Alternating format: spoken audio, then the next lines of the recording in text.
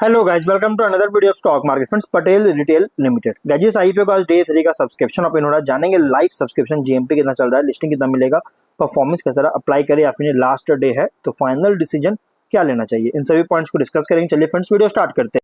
तो आईपीओ 19 अगस्त ओपन हुआ था, 21 अगस्त आज के दिन क्लोज किया जा रहा है। 10 रुपीज का फेस वैल्यू, 255 रुपीज का अपर प्राइस, 158 शेयर्स की लॉट साइज कॉम्बो है। Fresh issue offer for sale का जो कि 242.7 करोड़ का इशू साइज है, 95 लाख शेयर्स का इशू किया जा रहा है, जिसमें से 217 करोड़ का फ्रेश इशू और 25.5 करोड़ का ऑफर फॉर सेल रखा गया। और एम्प्लॉय डिस्काउंट दिया गया, 20 रुपीज का एम्प्लॉय डिस्काउंट दिया गया पर इशू प्राइस। और book build IPO BSc NSC दोनों स्टॉक एक्सचेंज में लिस्टेड किया जा रही है।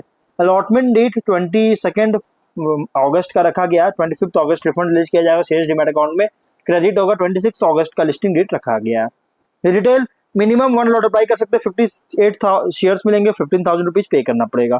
मैक्सिमम 13 लॉट अप्लाई कर सकते हैं, 1,92,000 रुपीज पे करना पड़ेगा। स्मॉल एचएनआई 14 लॉट अप्लाई कर सकते हैं, मिनिमम 2,07,000 पे करना पड़ेगा। मैक्सिमम 67 लॉट अप्लाई कर सकते हैं, 9,91,000 पे करना पड़ेगा। Big HNI minimum 68 lot apply कर सकते हैं, 10 लाख रुपीज पे करना पड़ेगा। अब गाइस, रिटेल में अगर 5 टाइम सब्सक्राइब होता है तो चाहे आप 1 लॉट अप्लाई करें चाहे 13 लॉट, आपको अलॉटमेंट ओनली 1 लॉट ही किया जाएगा, मतलब मिनिमम लॉट ही अलॉट किया जाएगा। बिग एचएनआई और स्मॉल एचएनआई में 10 to 15 टाइम सब्सक्राइब होता है, चाहे बिग एचएनआई चाहे स्मॉल एचएनआई, तो आपको ओनली मिनिमम लॉट या लॉट किया जाएगा। जैसे अगर स्मॉल एचएनआई में अगर होता है तो आपको ओनली 15 to 14 लॉट या लॉट मिलेगा, अलॉटमेंट होगा। बिग एचएनआई में अगर होता है तो ओनली 68 लॉट ही आपको अलॉटमेंट किया जाएगा। इसलिए गाइस, मेरे अकॉर्डिंग आप इसमें मिनिमम लॉट पे अप्लाई कीजिए तो बेटर होगा। हाँ, आपको ज्यादा लॉट चाहिए तो फिर आपको कंसीडर करना पड़ेगा, अपने डिफरेंट अकाउंट होल्डर से आपको अप्लाई करना पड़ेगा, जैसे आपके फैमिली फ्रेंड्स रिलेटिव किसी भी के भी अकाउंट से आपको फिर अप्लाई करना पड़ेगा। प्रोमोटर और गाइस, मैं आपको कोई रिकमेंड नहीं कर रहा हूँ, मैं आपको सिर्फ नॉलेज दे रहा हूँ। और प्रोमोटर होल्डिंग का प्री इशू 98% का, पोस्ट इशू 70% का ऑफर दिया गया। क्यूआईबी एंकर इंक्लूड नहीं करेंगे, 11.9% का। बिग एचएनआई 16.5%, स्मॉल एचएनआई 8.9%, 8.23% का, और रिटेल में 44.7%, एम्प्लॉय में 0.5% का। एंकर से कंपनी 43.4 करोड़ का फंड रेज कर चुकी है। सब्सक्रिप्शन की बात करेंगे तो कंपनी में सब्सक्रिप्शन क्यूआईबी से 17.1 टाइम का 11 लाख शेयर्स का ऑफर था, 1 करोड़ 95 लाख शेयर्स का बेट किया, 497 करोड़ का। बिग एचएनआई में 22 टाइम का 15 लाख शेयर्स का ऑफर था, 3 करोड़ 48 लाख शेयर्स का बेट किया, 889 करोड़ का।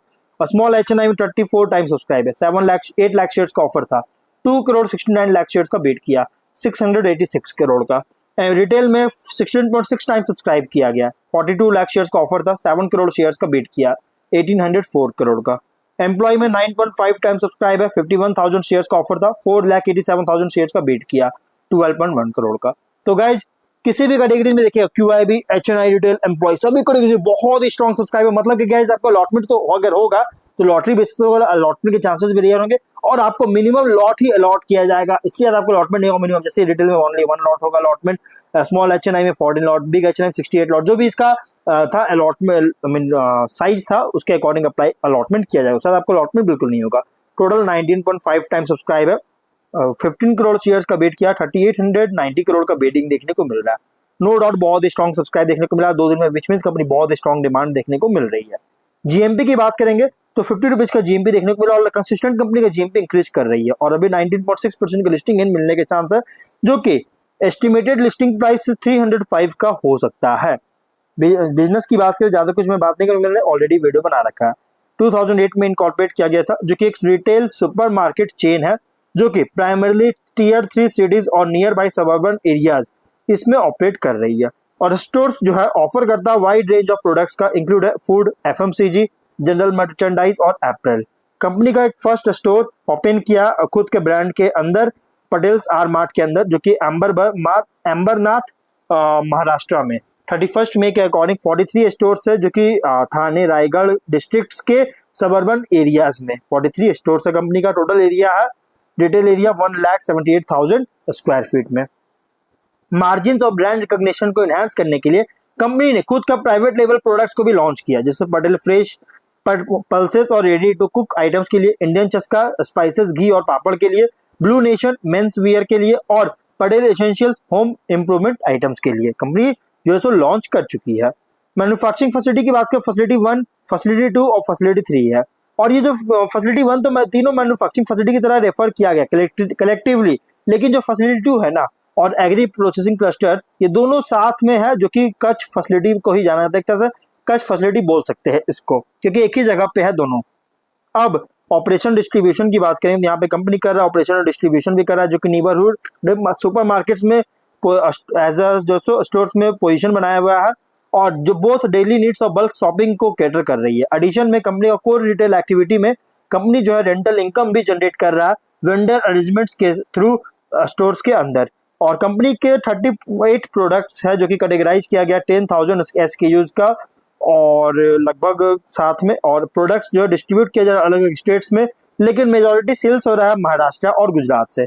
और स्ट्रेंथ क्या है, डीप नॉलेज और understanding of optimal product assortment और इन्वेंट्री मैनेजमेंट है, जो कि IT सिस्टम्स का यूज कर रही है। स्टेडी फुटप्रिंट एक्सपेंशन कर रहा है डिस्टिंक्ट स्टोर एक्विजिशन स्ट्रेटजी और ओनरशिप मॉडल के यूज करके। लॉजिस्टिक्स और डिस्ट्रीब्यूशन नेटवर्क है, लगभग खुद का फ्लीट में 18 ट्रक्स है जो कि प्रोडक्ट सप्लाई करता है। Diversified product portfolio, strategically located manufacturing facilities है।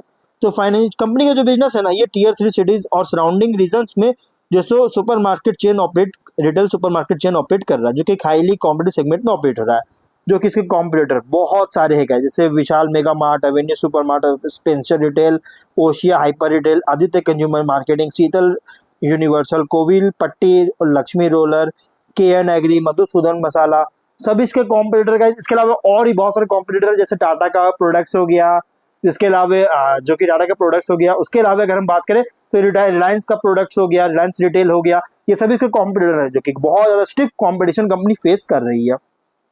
फाइनेंशियल 23 में 1020 करोड़ का रेवेन्यू, 16.4 करोड़ का प्रॉफिट, 24 में 818 करोड़ का 22 करोड़ का रेवेन्यू प्रॉफिट है, 25 में 826 करोड़ का 25 करोड़ का रेवेन्यू प्रॉफिट है।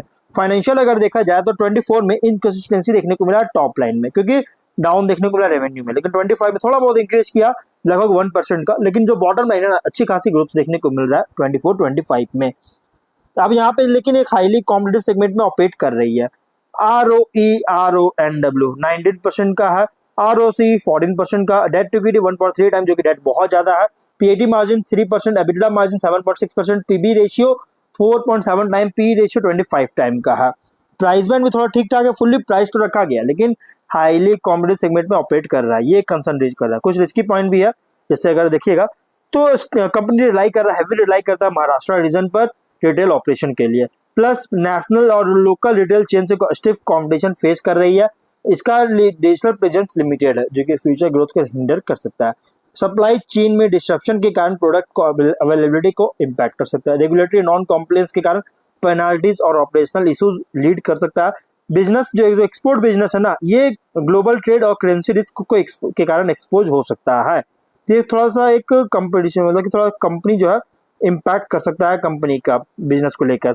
अब आगे अगर हम बात करें इस कंपनी के और कुछ पॉइंट्स, देखिए जो यहाँ पे कॉम्पिटी जो मैंने आपको एक्सपोर्ट बिजनेस बताया, इसमें लगभग 25% का रेवेन्यू इस बार जनरेट किया। पहले 34% था, उससे पहले 24% का, अभी कम जो है थोड़ा डिक्रीज किया 25% का। लेकिन मेनली इसका रेवेन्यू जो श्रीलंका से ही जनरेट करता, श्रीलंका, UK और कनाडा से ही, और यूएसए से 1.4% जनरेट करा। अभी यूएस में जो यूएस की तरफ से जो 50% टैरिफ लगाया गया, इससे इम्पैक्ट कर सकता है यूएस का नंबर्स जो है इम्पैक्ट कर सकता है, जिससे कंपनी का ओवरऑल रेवेन्यू को इम्पैक्ट करेगा। लेकिन ये जो एक्सपोर्ट से रेवेन्यू जनरेट कर 25% और मेजोरिटी है श्रीलंका से, ये कि इम्पैक्ट कर सकता है। अब अगर हम स्ट्रैटेजी की बात करें कंपनी का, तो फर्दर स्ट्रेंथन कर रहा है मार्केट पोजीशन को, जैसे स्टोर्स नेटवर्क को एक्सपैंड कर रही है existing clusters as well as नए क्लस्टर्स में, और कंपनी जो है सेल्स वॉल्यूम भी लगातार इनहेंस कर रहा है, प्रायोरिटाइज दे रहा है इस कस्टमर सेटिस्फैक्शन को, और ऑप्टिमल प्रोडक्ट असॉर्टमेंट के थ्रू, और ऑफर कर रहा है value for money EDLC EDLP strategy के द्वारा का यूज करके।